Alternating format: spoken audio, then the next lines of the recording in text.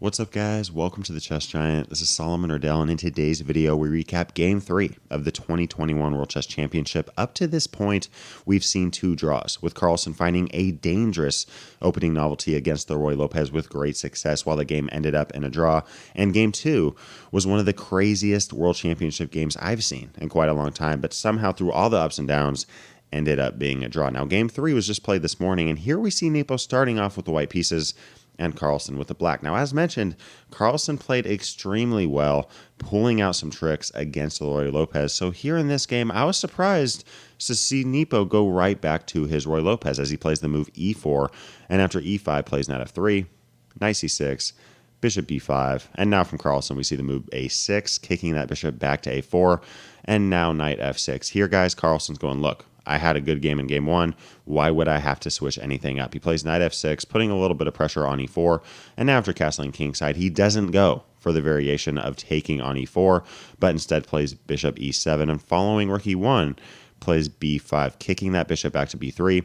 And here he simply castles kingside. Now in the first game, Nepo plays the move h3. And in this game, he plays the move a4. Both of these are considered to be anti-martial variations. Well, what is an anti-martial variation? The main line here for white is c3. Whole idea being if knight a5 is played, this bishop has a square to go to on c2. The issue with playing c3 is that Carlsen could play the martial attack with d5, breaking this game open. And if white plays this perfectly by taking on d5 and then snatching off the pawn on e5, here Carlsen would plan to take that knight off the board and then play c6, having solid pawn structure on the queen side, defending the knight on d5, and then the very next move. I mean, let's say something like d4. Keep in mind, guys, development is a little bit awkward for white. White can't just play moves like knight c3, putting pressure on d5, and then getting this rook involved. White is taking some time to get their pieces out, and in the meantime, we're going to play bishop d6, attacking that rook, and after the move rook e1, play queen h4, threatening the capture on h2. If a move like g3, we play queen h3. We are down a pawn, but we have a ton of compensation. The computer actually has this at dead even, and Carlsen is a master at the martial attack. It was a good idea by Nepo not to go into this. So y'all, as mentioned in game one, we saw the move h3, but here Nepo switches things up with a4, putting pressure on b5, actually just threatening to capture it, because right now, if white captures b5 and we take that pawn back, white is going to say thank you for the rook. Now in this position, black could have played a move like b4, which is solid, or a bad move like taking on a4, damaging our pawn structure. But here Carlsen goes, look, you're threatening to take on b5, and then after a takes b5, the whole idea of taking my rook, I'm just going to play bishop b7, okay? And if you want to take on b5, that is completely okay. I'll simply take back. Here Nepo continues with the quiet move of d3, and we see d6, followed by knight bd2, and here Carlsen continues with rook e8. Now, some of you may be wondering in a position like this, wait, after rook e8, why can't white play the move knight g5? Nepo ended up playing the move knight f1, rerouting that knight to that e3 square. But what about the move knight g5? I mean, both minor pieces here are attacking the pawn on f7. But guys, in this case, we're simply going to play the move rook f8, just bringing this rook back. If white wants to go back to f3, I mean, potentially we could have a threefold repetition just going back and forth. Thankfully, this did not happen, but it just goes to show that really this knight g5 move doesn't do much. I mean, really all this knight can do now, in terms of good moves at least, is just go right back to f3. And if a move like c3, for example, we're just going to continue to play chess. We could play a move like h6, kicking this knight back, or even play a move like knight a5. Now, some of you also may be wondering, okay, wait, white has two minor pieces worth 3 points each. 3 plus 3 is 6, 1 point for a pawn, and 5 points for a rook. So 1 plus 5 is 6, 3 plus 3 is 6. What happens if white just takes the pawn on f7? Isn't this an even trade? Well, guys, in chess, 99% of the time, you would much rather have two minor pieces than a pawn and a rook. In this position, we're simply going to capture back with the rook, and after knight takes f7, we can now take back with the king. Guys, yes, technically we are even in material, but we just have more pieces on the board. One minor piece is obviously not as strong as a rook, but two minor pieces coordinating with one another is much stronger than a rook. I mean, in this position, we have 4 minor pieces, more going on. White only has 2, and especially in a position like this, I mean, the rooks really can't do much. I mean, even in endgames, I'd rather have 2 minor pieces, but, you know, especially in a position like this, I mean, what are these rooks going to do? Are they going to play something like rook e3, you know, somehow trying to do something? They're not going to do anything here. Here, black has all the power, all the flexibility. Here, we can continue with moves like c5, continue to better our position, and black's simply better. So guys, it was a good idea to not play the move knight g5. And honestly, in most of your games, I recommend not playing this whole idea of giving up 2 minor pieces for the rook. It is nice having the opponent's rook, but in return, your opponent's going to have 2 minor pieces that you don't, and I just don't think that a pawn is worth the difference. Here we see the move knight f1 from Nepo, and now from Carlsen, h6, just stopping any ideas of either knight g5 or bishop g5 from happening for the rest of this game. We see the move bishop d2, and now Carlsen continuing with bishop f8, and following knight e3, we see the move knight e7. Isn't this kind of a weird move? I mean, what is black trying to do with this knight? Well, it's less about the knight and more about our pawn on c7. For example, if white just plays a quiet move here like c3, we're going to play c5, a very common idea for black against Ruy Lopez. And as y'all can see, black has a very strong pawn structure, very nice space on the queen side of the board. And if white ever plays a move like c4, challenging the pawn structure, we can just play b4. In a position like this, if white, again, just plays a move like h3 or queen e2, we're able to play a5. And honestly, guys, this bishop on b3, I mean, should we even call it a bishop? I mean, is this bishop on b3 even a bishop if we play a5? I mean, what is this bishop doing except looking like a bishop, right?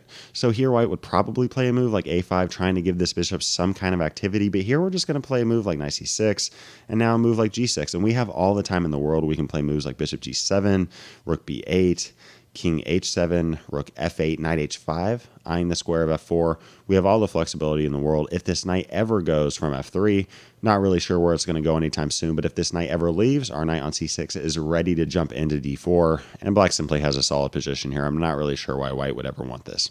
So here Nepo needed to do something from stopping Carlsen from just playing c5 and equalizing this game, and even doing more than equalizing it. So here we see the move c4, putting pressure on b5. Now, obviously, we can't play c5 now because we would simply lose a pawn. So we see the move b takes c4. And now after knight takes c4, white would love to play the move knight a5, attacking our bishop.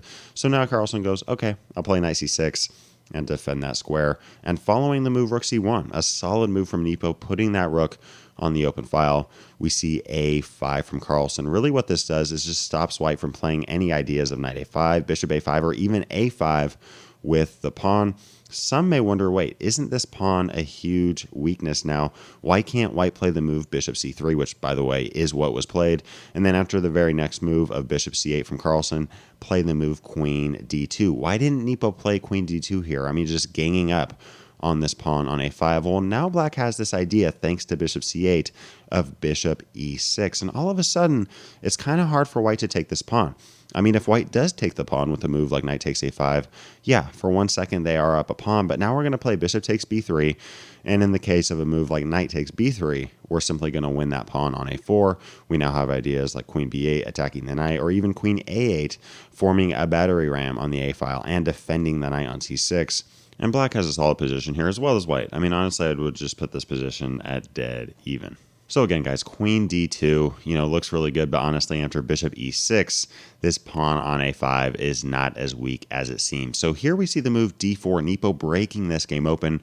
Carlsen captures that pawn on d4, and then after knight takes d4, continues to trade down with taking that minor piece off. And now after queen takes d4, we see the key move, bishop e6.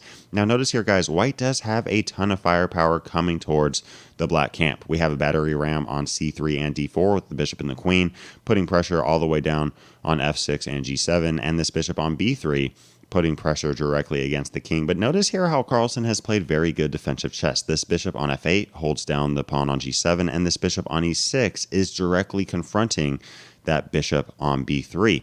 In this position, Nepo actually spent 30 minutes trying to figure out what to do. A lot of commentators were thinking about moves like e5 or even dropping this queen back to d3.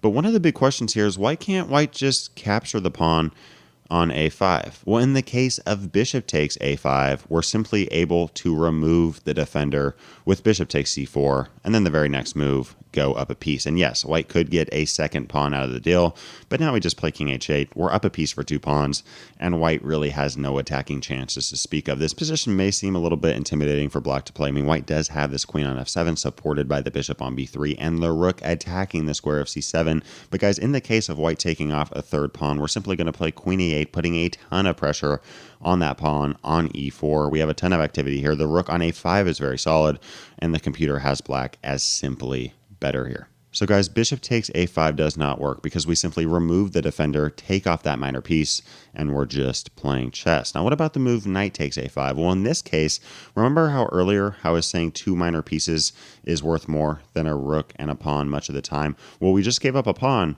And now after c5, if a move like queen d3, we're going to give up our rook to get those 2 minor pieces. So after the move queen d2, preventing this, we can play bishop takes b3. And after knight takes b3, we could take this pawn on a4 and have an even game, or even play knight takes e4 and have an advantage attacking the queen, attacking the bishop, attacking this pawn on a4.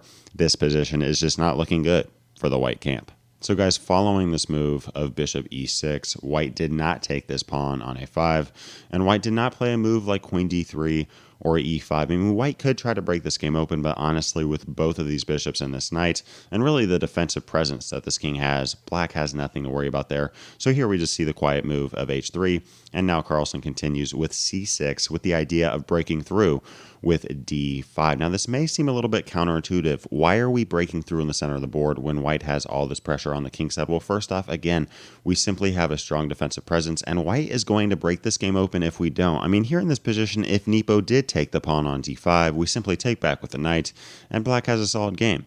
We did see the move e5, and following this move, we see Carlsen take on c4, and the pieces started to fall off the board like candy. However, some may be tempted to play a move like c5, attacking this queen, trying to create some kind of counterplay with a move like knight e4. But guys, why would we fight to keep the pieces on the board just to give white attacking chances? I mean, honestly, in this position, white has a ton of good ideas, including taking the knight on e4 with the rook, playing the move f4, expanding on the king side, and even moves like knight e3, putting more pressure on the squares of d5 and f5. There's simply no reason we'd want to reach a position like this where we have a knight on e4 that is holding our position together by a thread. So again, guys, after the move knight e5, we don't see c5. Here, Carlsen is getting attacked, and when you're getting attacked in chess, you don't want to keep the pieces on the board. You want to trade down. So we see the move d takes e4, and now white continues by taking the queen. We just want a piece. The queens get traded. White gets that piece right back. And guys, we don't want to just take this pawn on f6, because after bishop takes f6, white has a very active minor piece attacking our rook, and our game is a little bit awkward, not to mention our bad pawn structure. So here we see the move bishop b4, and for a second it seems as if white just wins a pawn on g7, but now we remove the defender. We take on c3. Here Carlsen captures on g7, and now after king f1, we see Carlsen continue by playing rook a b8. Very nice strategic move, just putting the rook on the open file. This rook is a lot more active than the rook would be on a8. So here we have 2 active rooks on b8 and d8. And now Nepo does the same thing. He puts his rook on a more active square of b1, and we see the move king f6. What on earth is Carlsen doing marching his king out? Well, guys, in the opening and the middle game, we want to keep our king safe, right? I mean, in this position, if white had a queen, 2 bishops, 2 knights, this king could get easily checkmated. But guys, in this position, this king's not going to get checkmated. This rook is not going to somehow checkmate this king. Let's get this king into the game and make it an attacking and active piece. Here we see the move rook takes b8, and after rook takes b8 from Carlsen, Nepo just continues with rook b1. Here Carlsen snatches off that rook, and now we see the move king e5. Again, Carlsen centralizing this king, and after the move king e2, Carlsen continues with f5, f4. Notice how Nepo's just kind of going back and forth with this bishop. We have 5 pawns versus 5 pawns. This is an interesting position because black has 2 double isolated light square pawns, which may seem like a big weakness, but at the same time, this pawn on a4 is a big weakness. So we see the move c5, and after bishop c2, bishop d7, simply attacking that pawn. And now following f3, we see the idea of king f6. Now guys, here, if black can get this king to h4 attacking g3 and really taking a hold of it, I think that this would be very good for black. Even then, I'm not really sure how black would break through, but now we just see h4. Nepo making this easy, stopping this king g5 move. Notice how king g6 can't be played because of the bishop on c2. And now we see king e5, and following king f2, king f6, the kings just start to go back and forth, and both sides agreed to a draw. Notice here how it's really impossible for either of the kings to make any ground. I mean, these white pawns are really taking up all the squares from our black king, and at the same time, our pawns are taking away squares from the black king as well as this bishop. There's just not a ton going on, and not a ton that either side can do. So guys, that recaps Game 3 of the World Chess Championship. Again, Game 1, very nice game for Carlsen. Game 2, Nepo had Carlsen on the ropes. One of the craziest games I've seen. And now in Game 3, we have a third straight draw. Tomorrow's a rest day, so we're going to go into Tuesday's games with 1.5 points apiece. Let me know how you think the match is going.